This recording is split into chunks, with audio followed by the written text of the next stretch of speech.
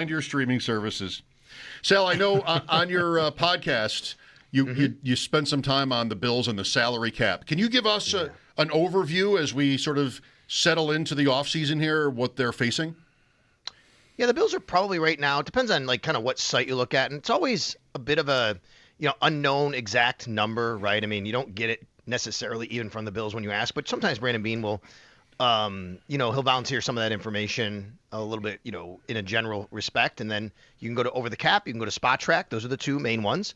You'll generally find the Bills about maybe $9 million over the cap right now, somewhere around there. So let's just say $9 to $10 million is where they live right now over the cap. That is with the projected rise in the cap, by the way, not just right now, like as the cap goes up.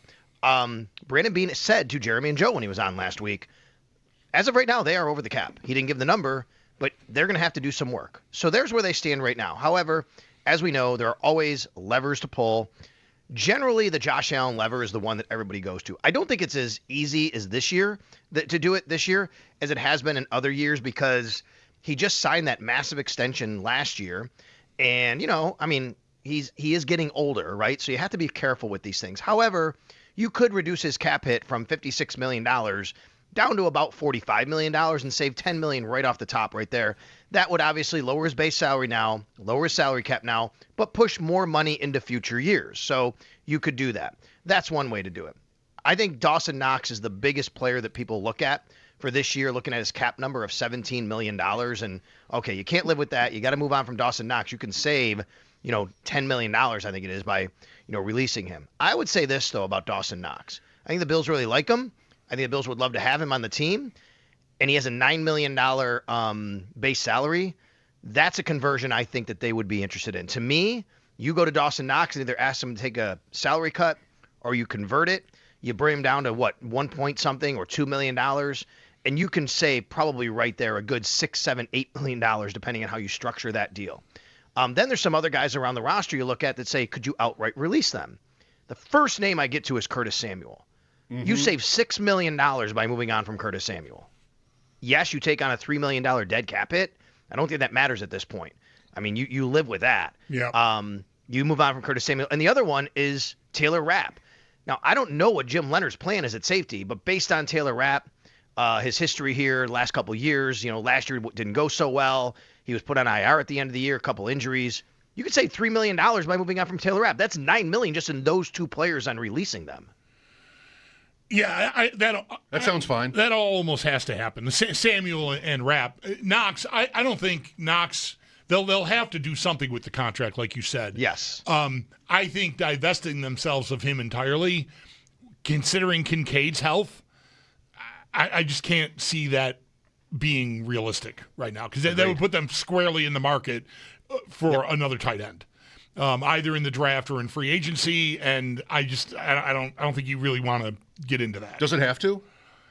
What do you mean? Does it have to put them in the market? Will they need a tight end if they didn't have Knox? Yeah, I mean, really? I'm not going to rely on Kincaid, and Hawes is just Hawes. Like I think I would need a starting tight end. I don't know. A better pass catching tight end than Jackson Hawes. Yeah. Right. I mean, I think because. And maybe even better than Dawson Knox, but he's still very serviceable. He played well last year, Dawson Knox. He filled in admirably. He was a guy they relied on. I think he could still play, and he's a guy you could put in all situations. They love guys like that. The fly in the ointment with a lot of this is, now granted on offense it's a little different because it's Joe Brady. You could say, I'm sure that he probably likes some of these players he's had, but if you go back to last year right at this time, Sean McDermott just raved about Dawson Knox, what he meant to the locker room. But Sean McDermott's not here anymore.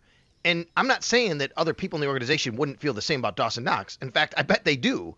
But you just don't know if the feelings are the same on some of these guys, right? As if that head coach was still here. You know what I mean? Yeah, because McDermott was so culture-y, right? Yes, and it's not to say that Brady's going to want to divorce himself from that entirely, because it's been a strength of the team. But Knox could be a guy that a lot of people over there think like, it's too much of that emphasis. Yeah, Mike, I would feel differently if Kincaid could play 70% of the snaps for this team in any of these seasons, but he's not. He's like half of that. I mean, I just can't trust him to be a reliable guy to be on the field. And then Hawes, I'm down to Jackson Hawes as my only tight end. Well, I guess I would say that durability is the issue.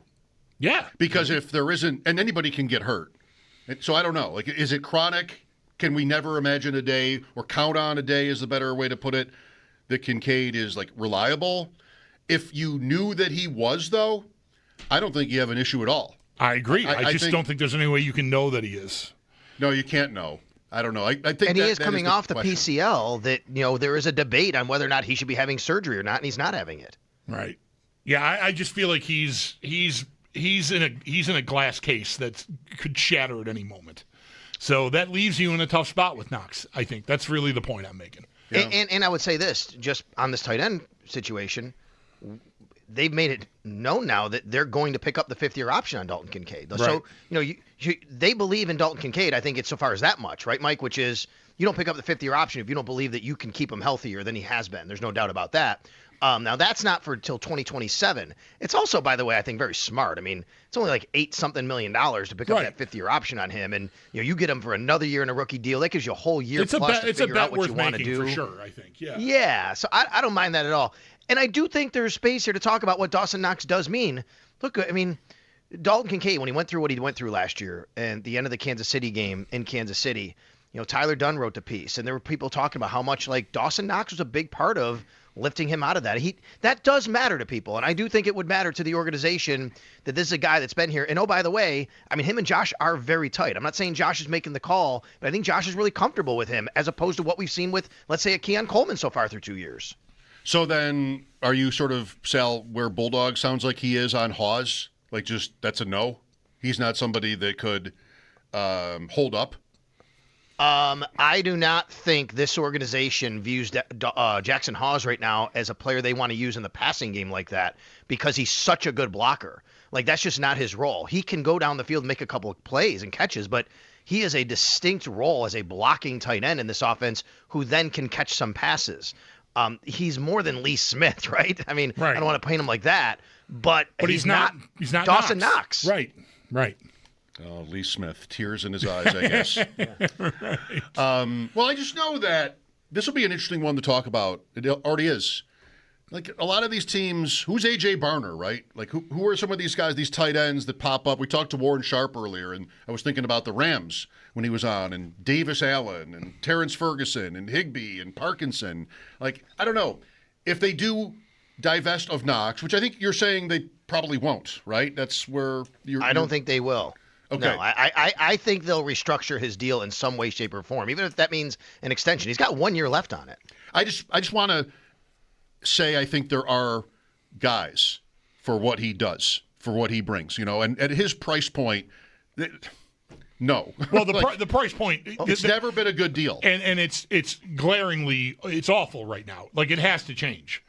To me, like, he's not coming back on that contract. There's no way in hell. No. I would release him and eat the money if he refuses to work with them or a pay cut or anything. I mean, I just can't imagine he would, because he's got the third highest cap figure for a tight end in the league. I mean, yeah, it's before free agency, but still, that is not going to stand. Like, and I'll make this point. Like, he met and married a girl from Western New York. They're having a child. They just had a child, I should say. Like, he loves Buffalo. I think that's more of an easier sell. But you're right, Bulldog. If he draws a line in the sand and goes, I want to go back to my hometown of Tennessee and play for Brian Daboll, that's a little different story, right? That could happen. I don't know. Yeah. But I just think that's an easier sell. The other thing about it is, if you do move on from Dawson Knox outright, sure, you save 9.6, which is a lot. You'd still be counting $7.4 million against your cap for him not being on your team, right? So I think you have to consider all that. Yeah. I was on ADP chasing last night. Davis Maddock brought up this stat. How many different starting quarterbacks do you think there were in the league this year? Bulldog, I know you watched the show, so you heard this. How many different quarterbacks started a game this year? Just snap guess. 56.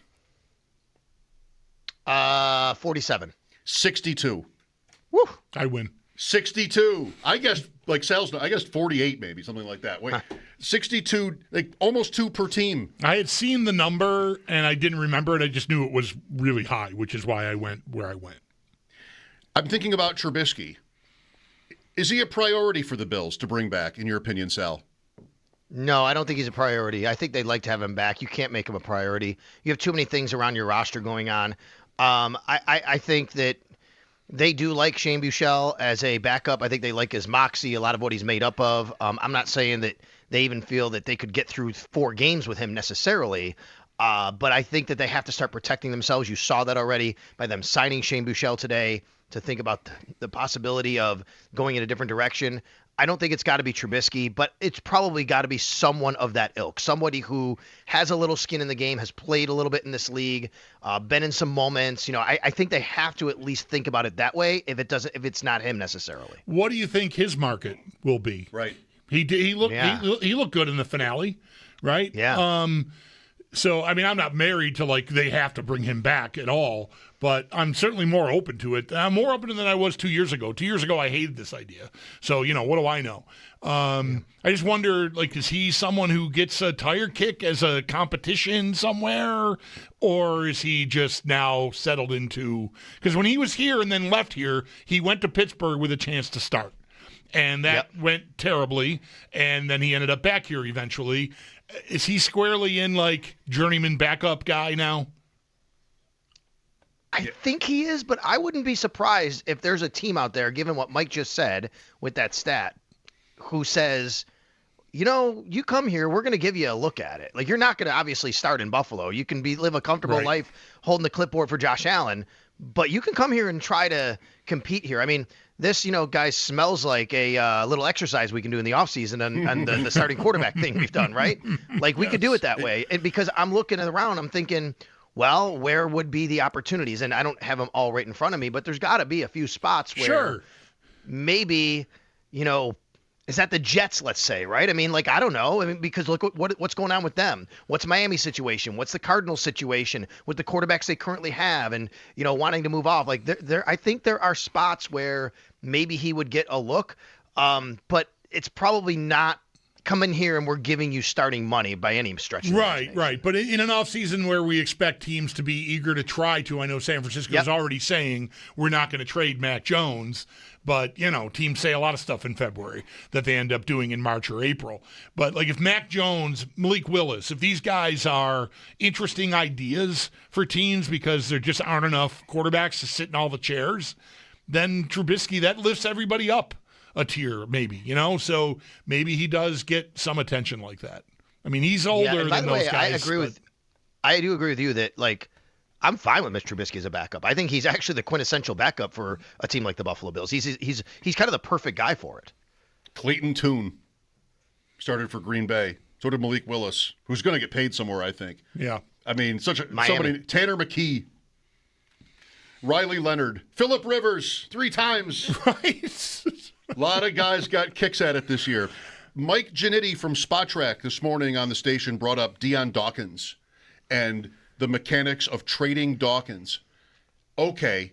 I mean, say it's a fantasy question and it's someone else, just a random name from anywhere. I get it. Age, contract, the usuals. Could the Bills ever trade Dion Dawkins, Sal? I'm going to say this with all due respect to people, including my good buddy Matt Perino, who brought it up on a podcast that we were on recently. I just don't see where this could happen. I don't. There's a lot of reasons why I can't see it happening. And when, Matt brought it up, and I'm not saying it's impossible. Sure. I mean, you do have to start thinking about new creative ways. So I get why you want to think outside the box. And then this rises to other people starting to talk about it a little bit around. But guys, first of all, let's take it this way. Let's just do it that way. You trade Dion Dawkins. If it's before June 1st, which would be draft or whatever, it's a $27 million dead cap hit, and you save. It's actually a 29 because you don't even save any money at all. You have to include another $2 million essentially. If you wait until after June 1st to trade him, you do save 16. But guess what? You don't get any of that money until June 1st. What good is it to you at that point? And you're taking on $9 million in dead cap space for a player who is still a good player. Maybe he wasn't as good as last year. I don't disagree with that. But you're taking all that on. And then the other part of this is I fully expect the Bills not to be able to re-sign Connor McGovern or David Edwards.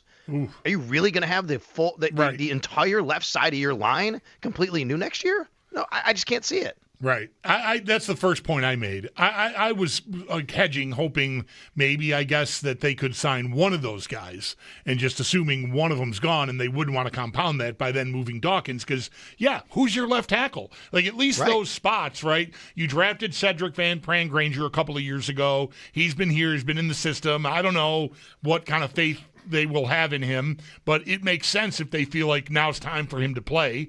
Same goes maybe for Alec Anderson stepping in for David Edwards, if that works, or someone else here. You mentioned Chase Lunt a couple weeks ago. I don't know if Anderson's the right name there, but they've got linemen that we know they like. I just don't think Ryan Vandermark is quite at the you're our left tackle now level. Agreed. And I mean, I would say Tylon Grable is a guy they really like. Ryan Vandermark is a guy that's played, and he's had some down moments. He has some really up moments as well. But Alec Anderson, to me, your starting line next year is Dawkins and Spencer Brown. I think Alec Anderson is your starting left guard. I think Osiris Torrance your starting right guard, which, by the way, you can give him an extension this offseason. And I think that your center is Cedric Van Pran-Granger. So I do think you're already changing out two, and Anderson and Van Pran are the guys you're looking at. But yes, Chase Lunt is still in the mix. Tylon Grable is still in the mix. But that's why you build depth. That's why you have these guys. I just can't see it. And I understand, like, you got to start thinking about being a little more proactive, and you'd rather be too early than too late on these things. Sure. But I think in this situation, I think we're a little too early on making that move here. I think so too. The one thing that I haven't said, we talked about this already once before on the show, but I'll just mention it here. Is it possible that they got really shook up by how that Houston game went? Like, I know Brown was hurt, so like that mitigates what went on his side in the game, right? In the game, yeah. Like, did they expect Dawkins to be able to just handle that? And he didn't. And I just wonder if that is anything from the Bills. I recognize this is your friend Matt Perino and Mike Giannetti responding to a question asked by the guys, in part because of what Perino said on that podcast. But I wonder if internally they're like, they see the cliff coming with Dion. Maybe. I would not go as far as the Houston game. I think the Houston game was a coaching failure. They should not have put those guys in that situation. And by the way, let's remember, in that game, he suffered a concussion, which he went back in the game, and then we realized the next day, right, because he gets put in concussion protocol. So I think that was a part of it as the game went on.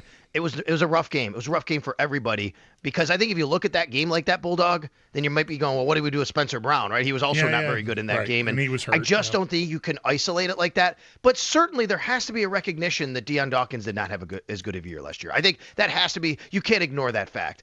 And that's got to be on Dion to be better. What did he say? He wants to trim down a little bit maybe, I think he said. Yeah, I heard him say something he thought he played a little heavy this year. Yeah. So, yeah, do you guys remember, too, how about the Cincinnati game when we praised him for him and David Edwards and that run by Josh Allen and how great he was and the call? Like, Dion still had some really good moments this year, too. Sure, yeah.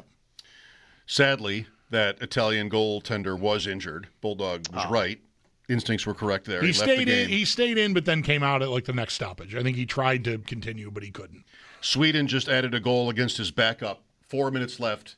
It's 4-2. Dahlin get a point on that one or no? He did. Yeah, he was all over the play. He has 3 points? He had an assist on this last goal. The shots are 58-16 with 4 minutes left.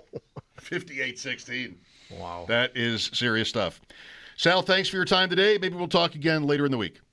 All right, guys. Thanks a lot. That's our Sal Capaccio on the Western Hotline. His appearances are brought to you by New York's only outlet